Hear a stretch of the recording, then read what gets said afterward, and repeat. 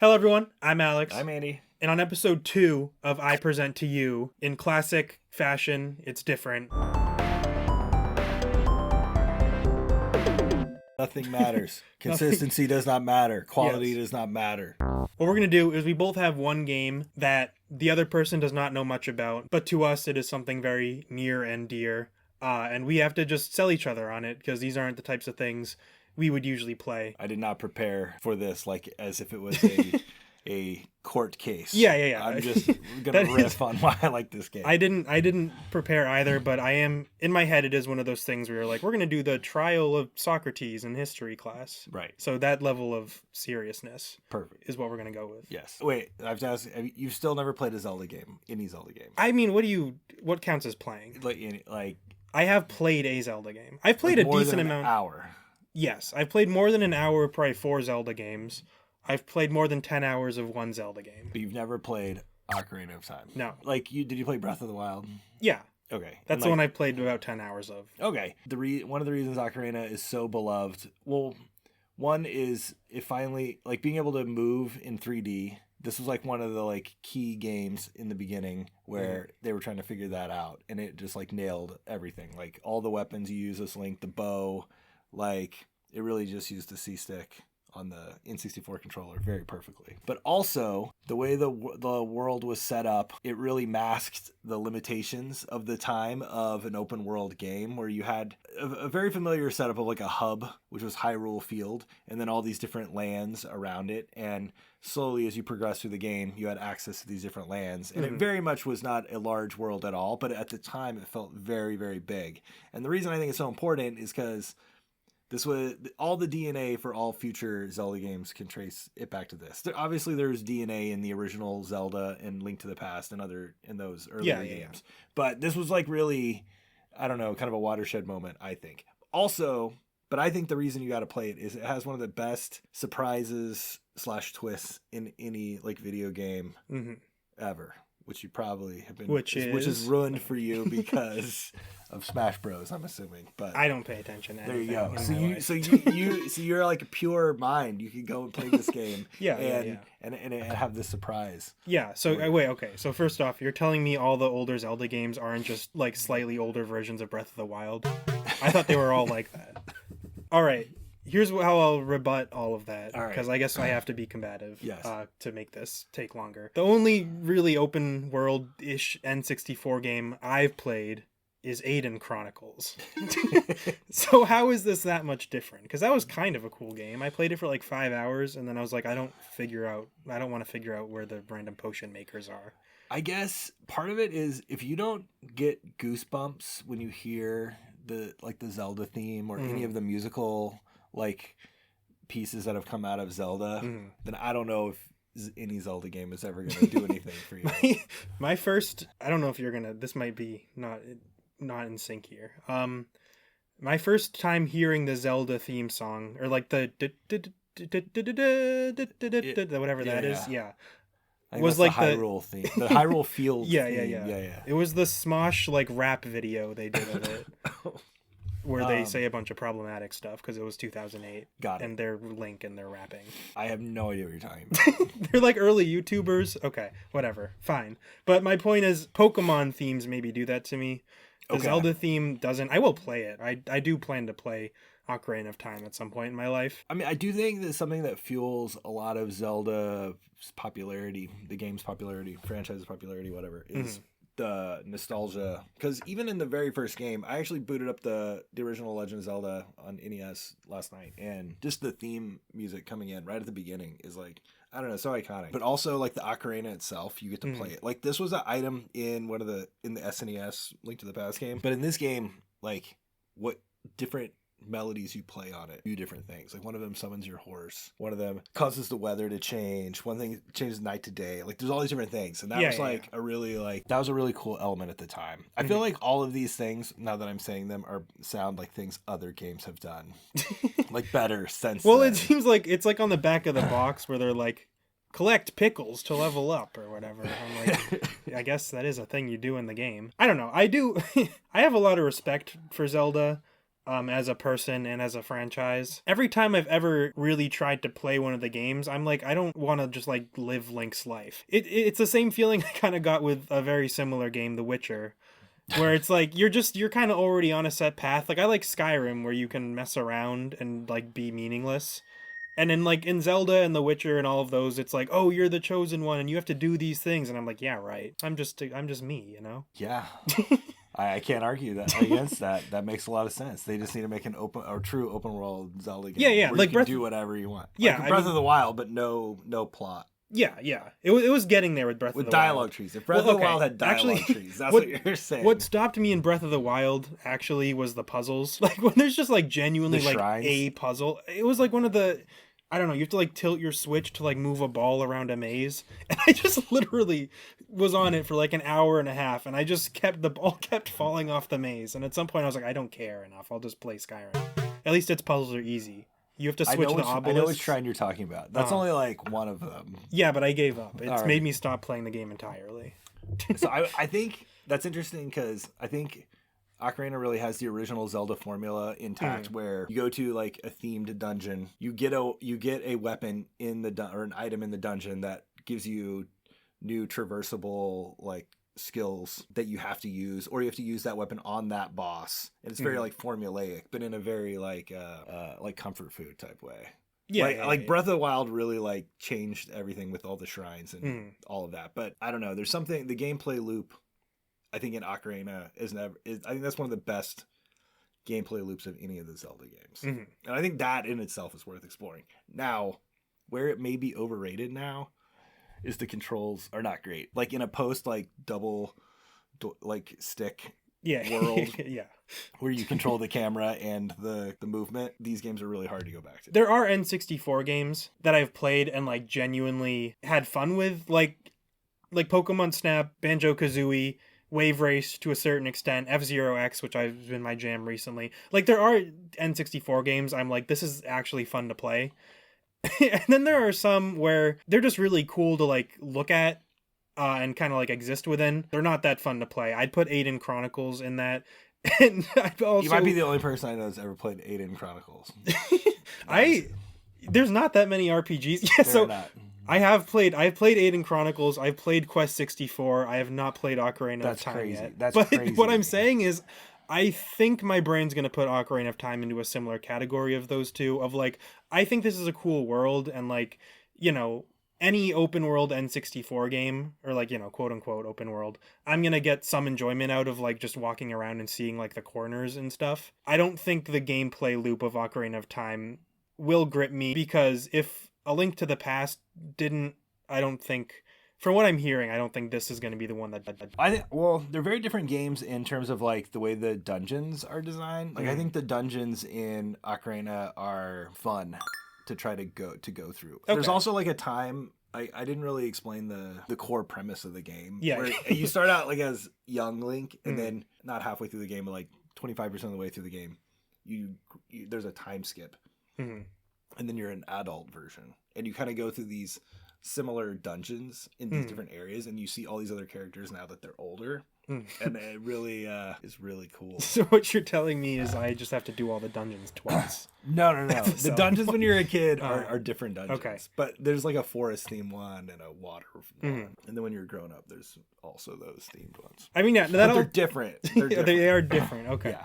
That all sounds cool. It's possible that What? I just remembered the selling point in this game. There's a fishing game in it. There's like a fishing. There's like a, when you become adult Link, there's an area where you can go fishing. When you are become adult Link. When you are become adult Link, there's a place you can go. Okay. Fishing. And the fishing is really good. Yeah, like the fishing controls are really good. Genuinely, that might be the best part for me. This was a great conversation. I do think it. I don't think it changed anything about how I feel towards Ocarina. I still will play it because I don't know. I feel like I'm a game historian. It's my job to at least try Ocarina of Time. I think at this point, at one point I would have said if you're a gamer, you got to play this game. I don't think that's the case anymore because there's so many games out there. But I think if you're a game historian, you have to play this game. Yeah. I mean, I need to. It's like even just like the quality of the videos would be like probably 0.3% better if I at least had some familiarity with Ocarina of Time. So for that alone, I'd do it. And because I don't know, I have a lot of people in my life that love Zelda, and I hope they get better. But I do want to The games or the people? the people, I guess The people. both. No, the people. But I do want to like be able to understand at least somewhat what they like so much. So I will try probably all the Zelda games, but well, not all of them, not the CDI ones. You get what I'm saying? The good ones. Yeah, but I've said this before. That's why I also think Majora's Mask might end up being a game I actually like more. Not that we shouldn't talk about Majora's Mask. We don't have the time for it, but it does seem like it has a little more of like a kind of clear gimmick going on, or like a thing you're doing. I'm not a huge Majora's Mask fan. One interesting is how they reused all the sprites and assets from Ocarina. So if you hadn't played Ocarina, you wouldn't see how they reused it in that game. I don't know if that really matters. Yeah, I don't. I think Majora's Mask is not a great looking game. And I don't really think Ocarina is anymore either. But I don't know. Okay. I think you got to play Ocarina over Majora's Mask. But I think you should play the 3DS versions. Yeah, I mean those are the ones I the have. I don't yeah, even yeah. have them on the N64. Yeah. But yeah, I don't know.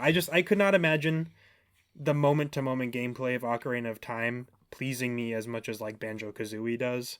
I just like it's more fun to play that kind of a game. At least for me. I don't know. But I will try it. And I'll play it for probably 3 hours. Is there a story in Banjo-Kazooie? Like a Yeah, Gruntilda. Right. And you have to something about a mountain. And you're kind of goofy, but you're also good hearted. All right. And I have also, we've talked about Mario 64 a bit in the past. I've played it and I do like it. It's fun. It's like, I think it's I like Banjo-Kazooie a little more, but these are both games that I'd say hold up, which we'll do in a future video. Okay. I think I'll go. Yes. You win this episode because I don't think I'm going to convince you to play my game, but I will play Ocarina of Time. Okay. And my game is, of course, Need for Speed Carbon. I'm kind of not surprised. Like, I wasn't gonna guess this game, but if I had actually sat and thought about it, this may have came up. I will be honest. I was just like leaving, and I was like, I should probably figure out what I'm gonna present. And I just kind of turned my head and was like scanning my games, and I was like, okay. Well, I saw Lego Star Wars first, and then that triggered that whole area of my brain. I was like, this is the game I should try to sell to you. Obviously, this is not my 360 version because that's not backwards compatible. So I have the PS3 version. I don't care which version you play, but you have to play some version because, yeah, it's a sick racing game. I think you had a lot more of a good intro because Ocarina of Time has like a place in gaming history. This is like most people's like sixth favorite Need for Speed game. So I've never played any Need for Speed game. I couldn't tell you, is it like an arcade style racing game, or is it like a racing simulator, or is there a plot? Am I driving to missions and stuff? I have no idea. It's more arcadey than Forza. It's more simulation than Mario Kart. Okay. Like it's not. It's somewhere between Mario Kart and Forza. It was probably right in between Mario Kart and Forza. Honestly, like there are like Mario Kart borderline like doesn't actually have physics. Like it's just like you're on like a set course. Right. This game has physics. Okay. But you can like at least in this version, which is one of the big reasons it's so sick, is you can slow down time. So like you can do like sick drifts, like, and obviously your car becomes super slidey when you slow down time. So like you like slow down time. You go around a corner, you boost out of it, and then you like smash into 5 cops. And that's this game, and it's sick.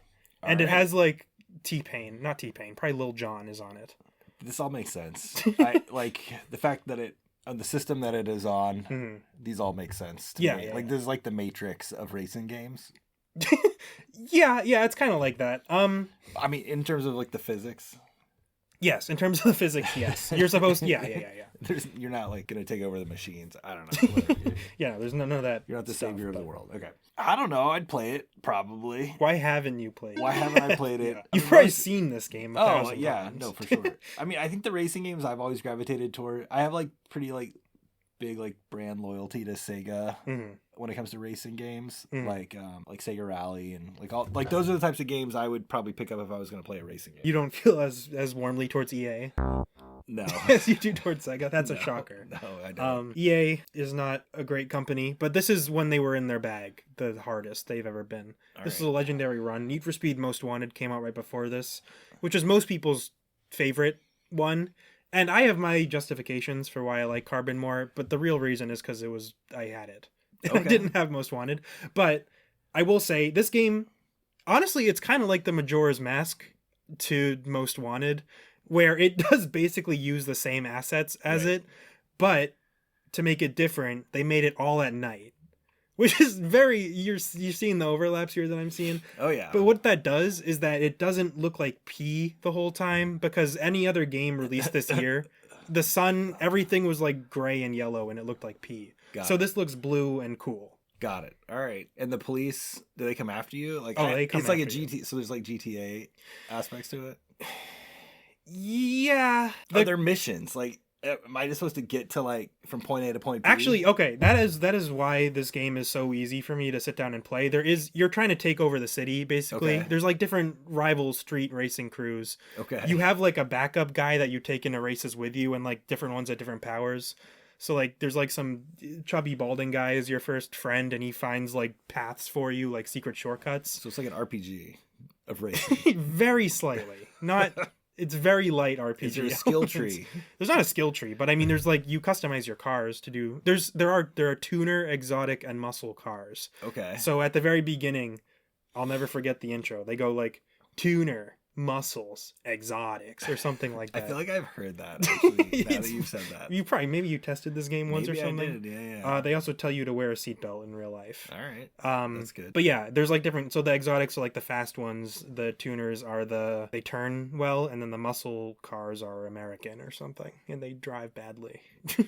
But they're like. But they drive straight really fast. Right. Okay. Yeah. Makes yeah. sense. Is there a favorite car in this? I remember really liking the Dodge Viper as a kid. I don't think I stand by that in modern day. It's kind of a goofy looking car. The Lotus, they have some Lotus. Lotus Elise maybe is in this one. All right. And those I do stand by because those are silly little sports cars. Honestly, I've never been a car guy in that capacity. I'm like, I mean, I know nothing about cars actually. Like, I'm useless. I'm very scammable if any mechanics are watching and they want to tell me I need to replace some ball joint or something. I will do it no matter what you say. And I can't change my own oil. I can barely change a tire. I could maybe do it with like a YouTube video. But I know like brands and stuff, and I'm like, I know what I like. Yeah, I guess this is kind of the like Zelda theme music moment that we had earlier. If you don't like feel something when you see a Mitsubishi Lancer, oh, I see. Yeah, maybe this game isn't going to get to you. But I would argue that it has legitimately fun arcade racing within it. All right. I get like goosebumps when I see like a Jeep Grand Wagoneer. Is that in the game? I don't know. Just because they're like, why? I don't know. With like a tow winch on the front. Something like very utilitarian. Yeah. That's what I want. Is that in there? No, none of those cars are in there. That would be the racing game I would want to play. Like, you got to race to like a gorge, and then you got to like lower a tow winch down and like retract something. This might end up being Patreon content. I almost brought a game called Mud Runner. Oh yeah, which is literally that. Oh wow, it's like. You start off in like a truck and like a regular pickup truck, and they only get bigger from there. Like the next thing you get is like a cement mixer or something. They all suck to control. You're driving like over mud. There's like literally, I spent like an hour in the game like winching myself out of a swamp in a truck. You have to like attach the ropes to different trees. That sounds amazing. I almost brought that game instead. That sounds amazing. Something about like getting a car and then fine tuning it to be better controlled, faster, all that. I don't care. But if it's like the opposite. You honestly might like this game. Yeah. That might be your thing. Right. But back to Need for Speed. There's racing in this game, which you do to like take over territory, and then you also have to do cop chases, which get you respect, and like I forget what they actually get. Are there like goofy cutscenes with like voice acting? Yes. Oh yeah. Oh yes, there is. It's like full motion video basically, but they put some like weird 2006 filter on it where there's like a bunch of lens flares. Yeah, it does look a lot like the Matrix. Yeah, and I don't know, like all the character you see, like your chubby shortcut guy, he like talks to you, and he like wears his shorts and Hawaiian shirt, and like you know what he looks like. You're a mysterious guy in a car, of course, the whole time. But yeah, the cop chases are a whole thing in this, and there's like literally like things you can hit specifically to like destroy the cops when they're chasing you. So like there's like a giant T-Rex somewhere in town that if you like take out its legs, it'll fall, and then like it gives you points for like how many cars you destroy. It's cool. And sometimes it does like slow-mo if you get a good hit. Got it. So this game makes you feel like a badass. All right. That's exactly what Ocarina of Time makes you feel like. A badass? Once you get to the end and you have all the stuff and all the songs you can play on your little flute, and you're like, oh, I feel like a badass playing this little Ocarina. I feel like it would make me feel like my mom's reading a book to me. That's Maybe. Which is not... It's nice, I guess. It's not badass, though. Correct. Yeah. It's quaint. Yeah, Will you play this game? Yeah, 100%. I'm going to play it tonight. And I mean, I think the takeaway here is that Need for Speed Carbon is a better game than Ocarina of Time. You're going to stay up all night playing it. Yes. It's going to be awesome. Yes. All right. Yeah, that's our official stance. Need for Speed Carbon. You should play it, definitely. Ocarina of Time, you can try it out for a few hours, but, you know, who knows? And with all that, join our Patreon, like and subscribe, and thanks for watching.